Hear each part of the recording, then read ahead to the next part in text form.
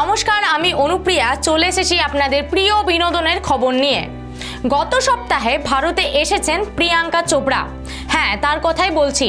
সপরিবারে এসে কোন মন্দিরে গেলেন?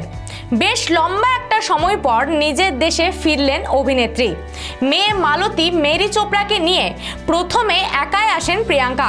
তার দিন দুয়েকের মাথায় আসেন স্বামী নিক জোন্স। তারপরই মা মধু চোপড়াকে নিয়ে তিনজনে মিলে গেলেন অযোধ্যার রামলালার মন্দিরে। পুজো দিলেন, দর্শন করলেন রামলালার। প্রিয়াঙ্কার পরনে হলুদ শাড়ি, কোলে ছোট্ট মালতী, সেও পরেছে ফুল ছাপ চুড়িদার। নিকের পরনে কুর্তা পাজামা। অযোধ্যার মন্দির দর্শন করতে যান দেশি গার্ল। রামলালার প্রাণ প্রতিষ্ঠা উৎসবেও আমন্ত্রিত ছিলেন, কিন্তু সেই সময় দেশে থাকতে না পারায় সেই অনুষ্ঠানে দেখা যায়নি প্রিয়াঙ্কাকে। তবে দেশে ফেরার 3 দিনের মাথায় রামলালার আশীর্বাদ নিতে গেলেন প্রিয়াঙ্কা। হাতে 10 দিনের সময় নিয়ে এসেছেন তিনি। হাতে বেশ কিছু নতুন প্রজেক্টের কাজ নিয়েও এসেছেন।